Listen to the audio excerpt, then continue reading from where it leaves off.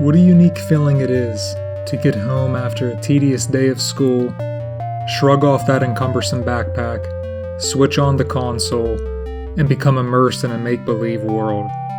Like many others, this was a regular routine throughout my youth, and to a degree still is to this day.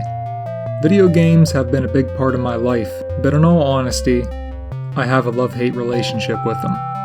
I've accumulated decades of adventure, survived countless dread-filled situations, conquered foes that most people can't even comprehend, and even experienced loss, all through a silly electronic device.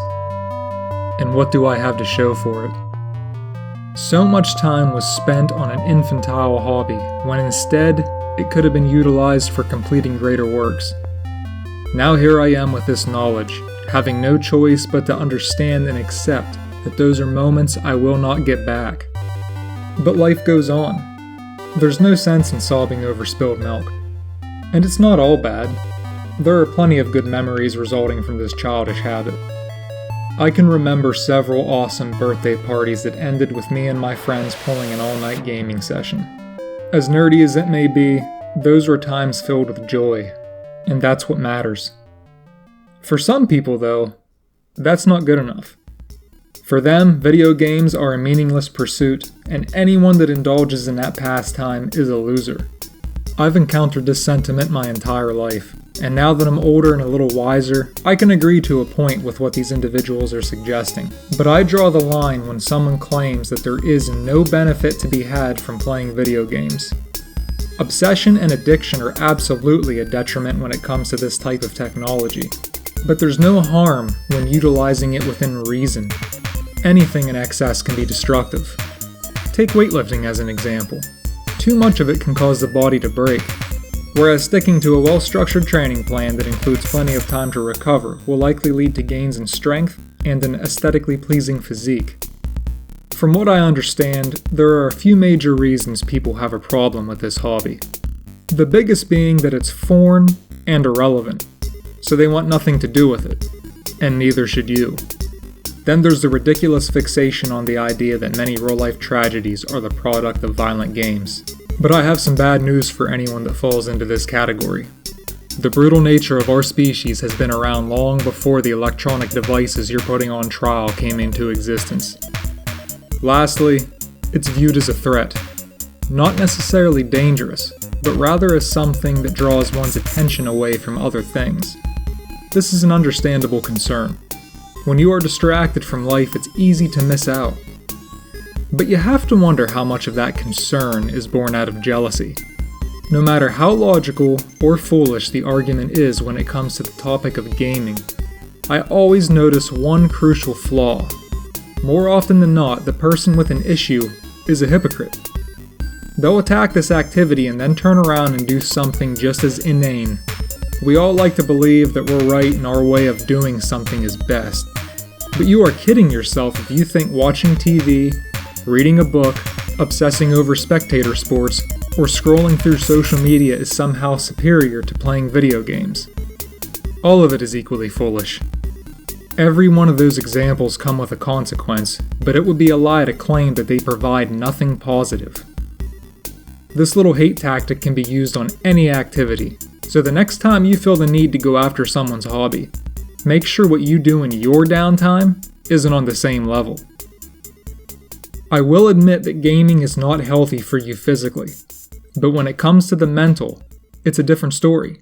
Escapism can be very detrimental, and at the same time, it can save you. Life comes with stress, and sometimes you need to take your mind off of things. This is something I do. When the world starts playing tug-of-war with my sanity, I turn to the iron. Or, I switch on the Xbox and get lost. It's not always about running away though. Me and my friends have taken advantage of the technology that's readily at our fingertips, and use it to stay in touch. Someone could argue that a phone call would allow the same type of connection, but it doesn't. Our method allows us to interact with one another, which is invaluable since many of us have moved away and are no longer able to hang out regularly in person. The future is here, so why not exploit it and use everything to our advantage? The final part, and probably the most important, is that you need to have fun. Everyone seems to be hung up on this idea that the sole purpose of existence is to fulfill adult responsibilities. Growing up doesn't mean you have to become some miserable shadow of your previous self.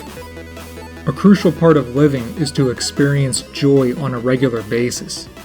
If not, then what's the point? Hey everybody, thanks for watching my video. Please like and subscribe, and if you could, tap the little bell icon so you're notified every time I come out with new content.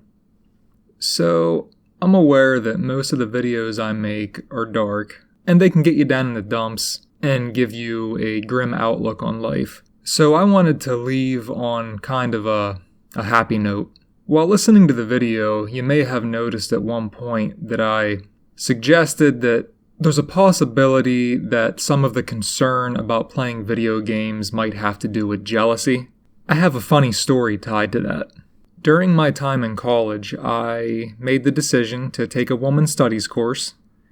Yes, I do understand the error of my way. I thought it was going to be an easy grade, and I was right, because all you had to do was pretty much be there, and you would pass.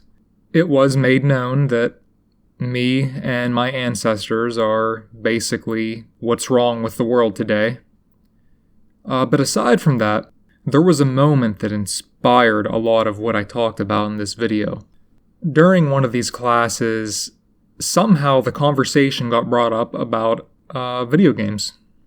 There were multiple girls in this class. Well, it was pretty much all girls in this class. Several of them began talking about how their boyfriends would rather play Call of Duty than spend time with them. At first glance, you might think, that's kind of weird. But there was a good reason for that, especially if you knew these girls. Is it really that surprising that these men would rather be involved in simulated warfare than sit down and listen to these girls complain while they watch Pretty Little Liars or whatever dumb TV drama was on at that time? Honestly, is it really that surprising? But that type of whining was pretty common in that course. But yeah, when it comes down to something like that, you really shouldn't be surprised whenever somebody would rather get online with their friends and pretend to kill each other. Because, in all honesty, that's a lot funner than just having to listen to someone whine about whatever social injustice is occurring at the time. Like, seriously. But alright, that's the end of my story. Until you hear from me again, have a good one.